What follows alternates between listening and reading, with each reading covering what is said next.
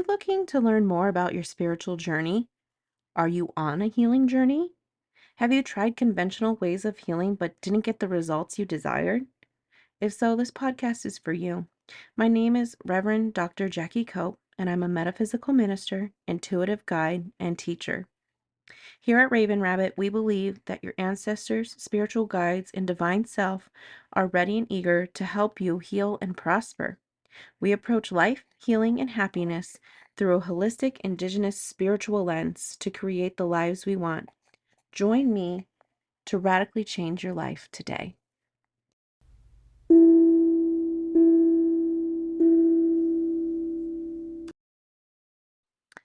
Hello, and welcome to the Raven Rabbit Wellness Studio podcast. We are here for episode 49, Life After Divorce and Learning to Love Me.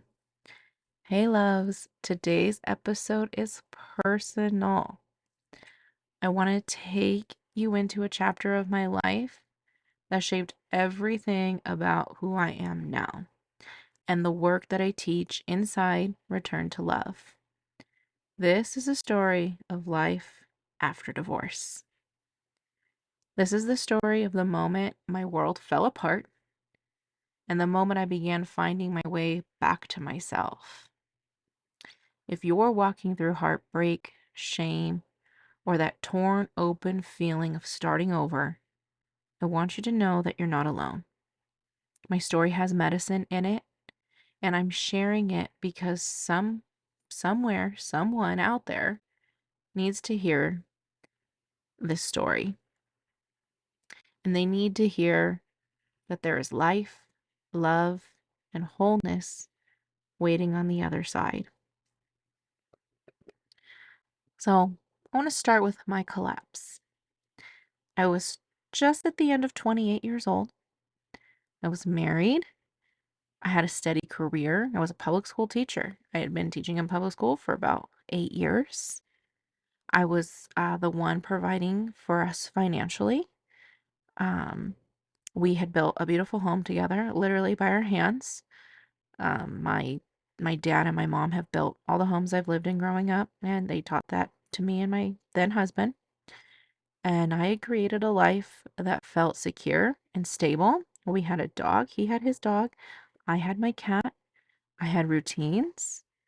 And I was just waiting for the moment that kids would come because I was 28 and I was so ready. We had told each other, we had agreed when we got married at 21, we were going to start at 27. And we did. And they never came. Then one day, this was like days before my 29th birthday. It was right after Christmas. My birthday is January 6th. Then one day he woke up and he said, I'm leaving and I'm never coming home. Just like that. I felt something inside me tear. And I did some snooping at that point because it was just so shocking. I find out that there was another man buying him plane tickets so he could go live with him in another country. And it became really real, really fast, and I wasn't ready for it. And I was days away from my 29th birthday. I knew that this wasn't going to be a fight. This wasn't going to be a rough patch in our marriage. It was life ending. So then a few days later, I turned 29. I was all alone in a house that suddenly felt bigger than anything I could handle. I felt like I was aging out of my own life. I couldn't believe I was 29 and divorced.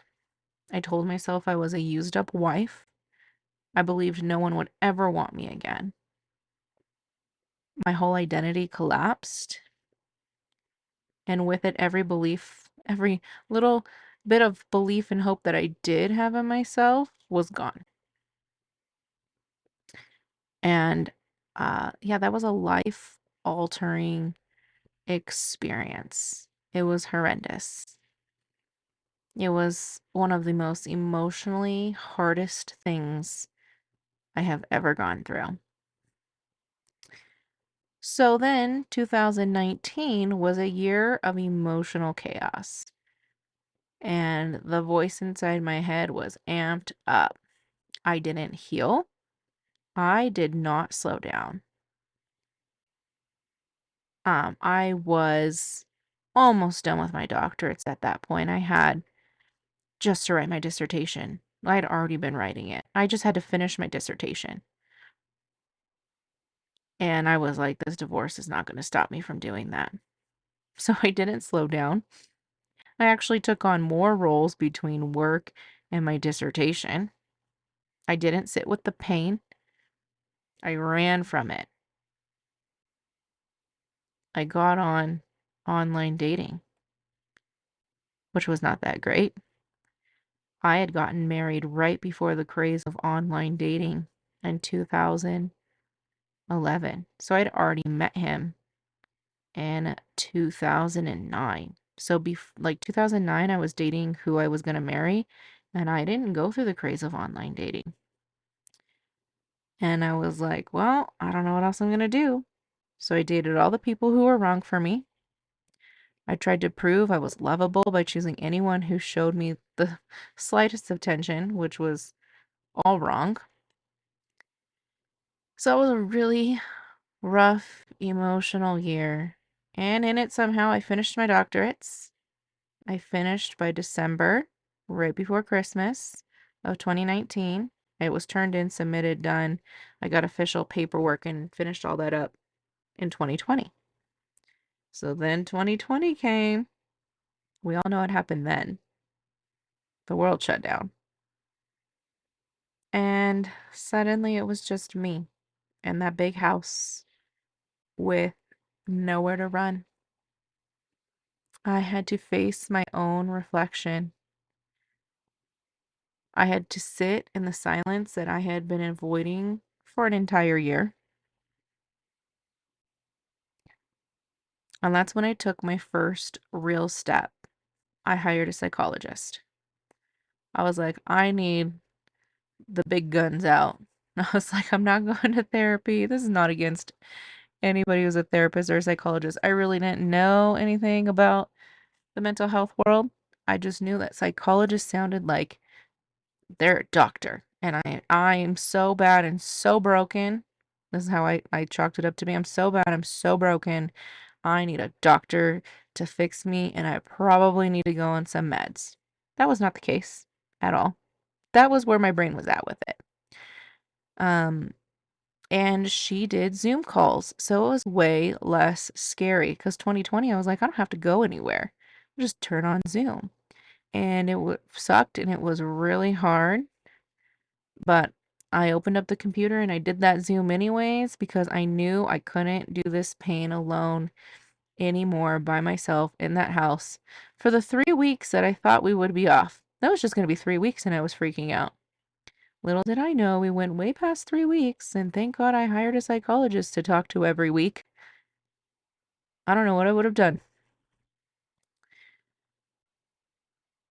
So there was just so much pain and all of that, and I divulged that all to my therapist. She helped me work through a lot of things that happened in my marriage that, if you listen to past podcasts that I talked about were going on that were not okay, but I did not know that because I was emotionally immature and I didn't know how to handle the very real situations my then husband was putting me through, and I didn't know them as emotional abuse as I do now, and how broken that left me, and it made me just such a shell of a person. And I learned once I worked through a lot of that stuff with her about divorce, and then I worked through a lot of parenting issues that I had that I didn't know were there. I never once questioned like my parents' upbringing of me really until I went to a psychologist and I was like, oh, maybe that's not the healthiest way to deal with things. Still love my parents, they're great. But having a psychologist walk me through some of those things made me open my eyes and realize, like, oh, maybe I want to do things or think about things a little differently, and that's okay. So that was my first real healing at that point. I've explained to you on here, I've always been a spiritual person because I was always connected to the other side, but I wasn't like deep on a spiritual journey and on a intentional spiritual path. I know I was on a spiritual path because my soul came and signed this contract and like wanted me to go through this divorce, feel this pain, find my way back. And when I finally did find my way back to the spirituality side, I heard, "What took you so long?" That's what I heard from the other side. It wasn't supposed to take that long. So I guess I took some detours along the way, but I made it. That's the part of free will, you know? And that's what I heard. What took you so long this time? So therapy didn't fix me, but it opened me up.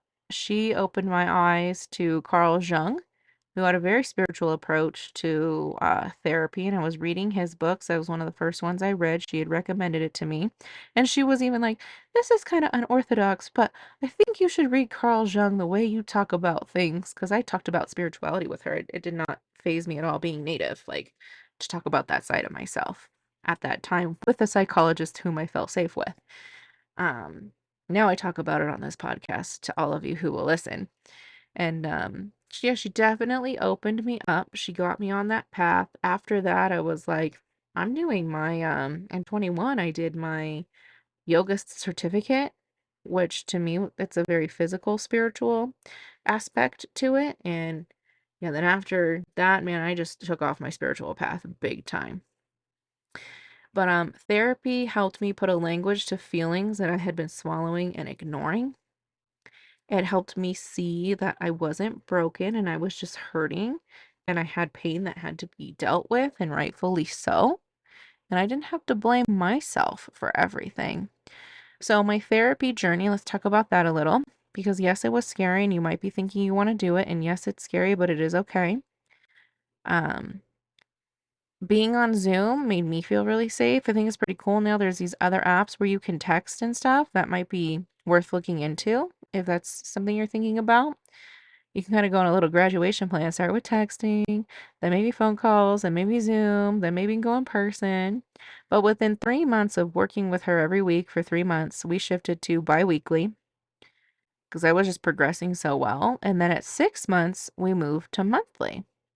And I was doing the work. I mean, what else was I going to do during 2020? Had a lot of time to sit with myself and think about these things. I was showing up for myself in a way I had never done before. And then I met my husband on my online dating, but I got away from the more scandalous dating sites meant for young people. And I got on eHarmony that was meant to find your love connection. And I met my husband, my now husband. I met him on there at when I got put on the 6 month like monthly plan. And when I met him, I was very upfront about I am divorced, I have no kids, I am in therapy. Like I was just very I'm like if no one can handle the things that are there, like let's move on. Because I had wasted so much time with others who were like, why like who got so stuck on the fact that I was divorced. And it really just hurt me even more because I didn't want that divorce at all. So then to explain that, it was just terrible. It was just not fun. So I learned to just tell people these things right off the bat and take it or leave it and move on. So I told my now husband that. I told him while I was in therapy why. I told him I wasn't fully healed. Those weren't quite the words that I said, like, you know, more I'm a work in progress, but that I was better and he was just so understanding. Like my husband is just very, very understanding. His name's Jason. Um, if you follow my podcast, you might have found me through our Facebook group that he runs. He runs a spiritual Facebook group, and yeah, he's just great. I knew then that I was better enough at that point to choose differently. I was better enough to see my own patterns. So, like, when I enter this relationship with him, I'd be very quick to name patterns that I was seeing or like old ways. He has been so patient with me from all of the trauma that I brought in from my first marriage and into that relationship and understanding and me trying to learn these things. And I would work on my psychologist with them. Like, we'd have a little issue, I'd bring it up to her, we'd work through it. So everything was just much better. And I was better enough not to lose myself in someone else's story. Because Jason, too, has a very strong story. I got a little lost in it at the beginning, but I learned in time, like, he has his life and I have my life. And every day, we just grow and we get better. So there was a turning point after all of this too. So the real turning point and the real transformation came after my brain surgery. So let's do a little timeline again. 2018, moving along fine. Kind of. I mean, my marriage was an absolute mess, but on the outside it looked fine.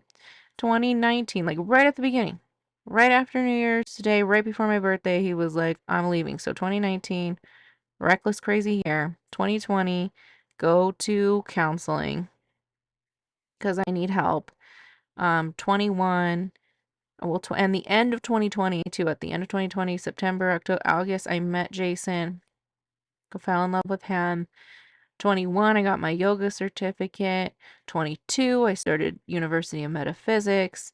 Then just Jason and I's life progressed together. Like 23, I had some stuff happen. 24, I had brain surgery. And that was the hardest spiritual initiation of my life. And it really stripped me down to my truth. And it demanded that I get honest with myself. And through my healing, through my searches, because I viewed my brain surgery as a very spiritual thing that happened to me on my spiritual path, because it was the ultimate test of like, let's throw this curveball at you now. My soul contract was like, and then let's try this out. And let's see where you've grown in all of this. And so I was doing a lot of healing. I'm a huge consumer of self-development, spiritual. I love it all. And that's when I found the language that changed everything. I found the word self-hate. And I found out that that was my wound. I had never heard, like, consciously, I know I have, but like really intentionally heard the word self-hate and what it meant. I was listening to a podcast who had a psychologist on. I think he was a psychologist, he's a professor, and that was his field of study, was self-hate. And I was like, somebody studies this at an academic level? Bought his book, consumed it, devoured it, loved it, and was like, everybody needs to know this information. So I learned that self-hate was my wound and not my root. Um, and I learned that the self-hate, it was just everything. It was the root of everything throughout my whole life. It wasn't the marriage ending. It was how I interpreted that marriage ending. That self-hate they took over the reins when that happened. Self-hate was in the driver's seat and making all of the calls. And I let that wound dictate my life. So it wasn't the marriage ending, it wasn't the divorce, it wasn't the heartbreak. It was the self-hate that manifested out of all of those really terrible things happening. And that's a hard thing to like acknowledge, because there's a part of you, your ego is going to be like, "Oh, but it was the marriage. It was the divorce." Like, we want to find these definitive answers like that, and it's like, "No, it was my reaction to those things." And my reaction in that case was the self-hate, the self-blame, the self-loathing, the self-criticism. All of those were on full blast. And I just did a rumination of all of those things and how terrible I was, how no one would ever want me again. How could anyone want me after one man leaves? Who wants somebody's used up wife? Like, it was bad. Like, the things I say on the podcast are mild compared to what was really in my head. And it was terrible. I'd go to sleep. I'm a very good sleeper. I didn't lose sleep over this. When I get stressed, I actually sleep even more. So I'd go to sleep, fall asleep. I have had terrible dreams and I work with my dreams. So it was a very bad time considering I work with my dreams and that helps me write and channel my creativity. So, anyways, I'd fall asleep, have terrible dreams. The minute I would come to consciousness, so it wasn't like the minute I opened my eyes, but when you're wrestling and you're coming to consciousness, I'd think about it, be like, ugh, another day as a used up piece of you know what. I have to face another day alone. I have to face another day being an ex-wife. And God, who am I gonna have to explain that to today? Oh, I didn't even get into that wound and that aspect of it. Like, being divorced was, like, just a mark. It's kinda like the Scarlet A story where she's wearing the Scarlet A. I swear my divorce was a Scarlet D, and it would wreck me. Anytime I tried to do anything because of the legalities of the divorce and stuff, it was infuriating, and it would send me. It would completely send me. I'll tell you a story. So I was trying to get my name changed, nightmare, and I went to a DMV. I thought I had everything. Like I had read everything that I needed to get this done. And I was like, okay, I think I have everything. I think I'm okay. And lo and behold, I did not have everything. Even though you try and you try. I get out to my car and I totally lost my mind. I was screaming and kicking the tire and like pulling my hair. And I looked up and realized everyone was staring at me. And I had just totally lost it. I was so tired of explaining to people what had happened to me. I was so tired of explaining, like, yeah, I got divorced. I need to change my name. Like, just uttering those words just pulled me apart, and they were terrible. And I will tell you up to this day, I still have things pop up where I have the wrong name, and I do not react by going outside and kicking the tire and screaming. Now I look at it lightly, like, oh, another one? I thought I got them all. Can't believe I didn't change my name here. Well, what do I need to do? But it didn't come like that to begin with. It was terrible that first year. I tried to deal with my name change, fairly quickly after getting the official paperwork because you get your official paperwork after 6 months. And I was a month in trying to get it all done. I got officially divorced in September. So by October, I was trying to get all the paperwork done. And I still wasn't healed whatsoever emotionally to go deal with that. Thankfully for the tribe and my culture, one of the easiest ways, if you're indigenous and you need to know this stuff and you're a card holding native, go to your tribal hall first and get that card fixed because they know who you are and they help you. And then you will have a federal ID with the correct name on it. God, once I got that fixed first, life was a lot easier. So thank God for my mom taking me up there to get that done. So just a little side note, side tip, if you are a girl who has a native card and you're an enrolled member, deal with that first in any name change situation, even if you got married and need to change your name. For me, that was so much easier.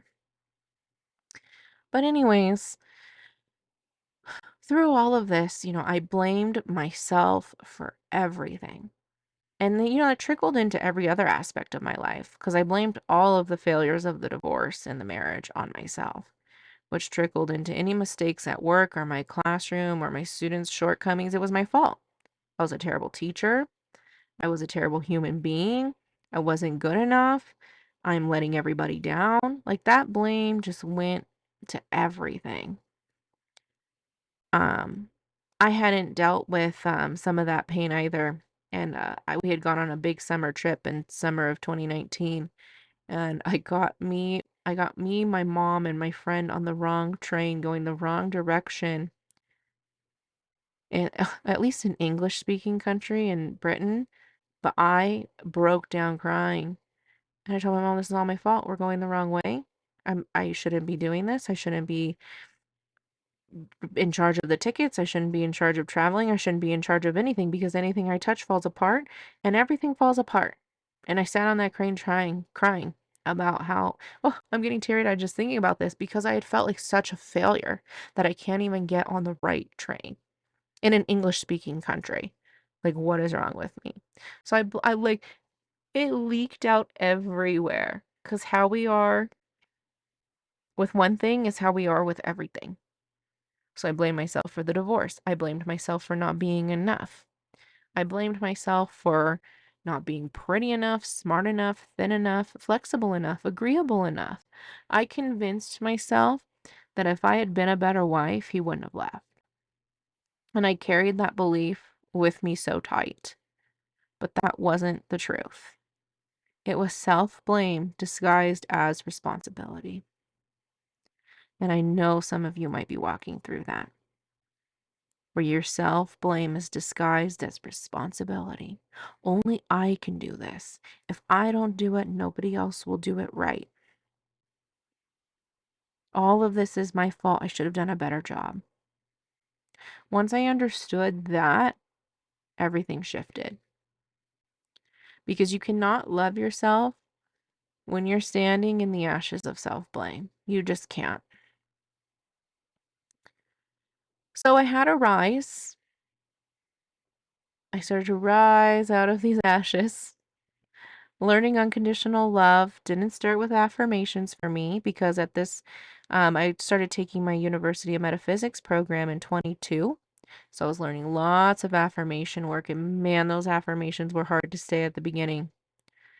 It started with forgiving myself for believing lies about my worth. It started with recognizing that I deserved love even when someone else didn't choose me. It started with realizing that the ending of something can be the beginning of everything. And man, that has served me now. It's okay for things to end and for chapters to end because you are on to the next beautiful big thing in your life. Even though that pain can hurt, the next beautiful thing is coming.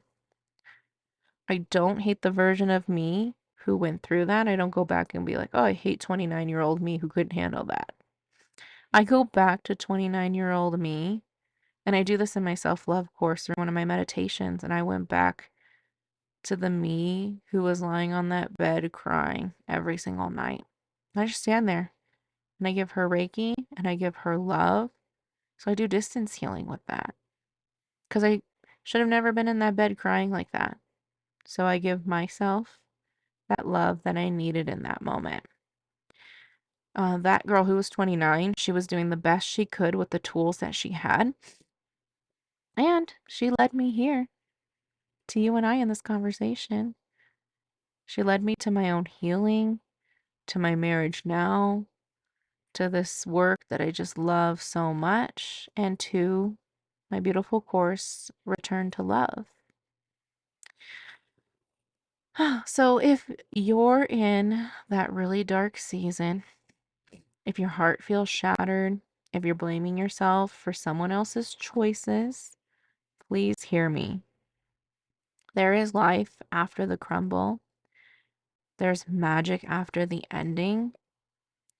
There's a version of you rising even now. And you deserve to return to love too. So thank you for listening to my story.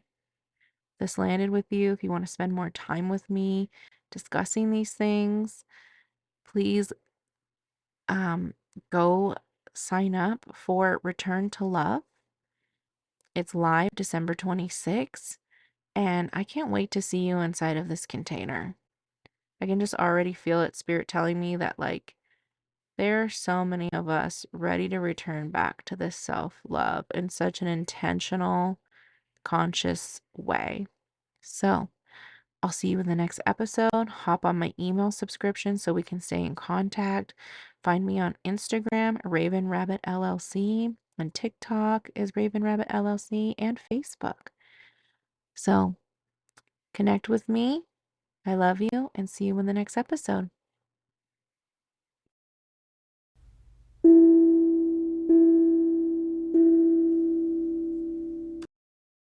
Thank you for listening. Expand the life, healing, and happiness of others in your field by sharing this episode.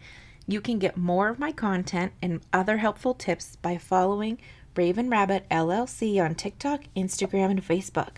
Be sure to comment on Spotify and answer the episode's question so I can keep creating content you love and desire. Thank you so much.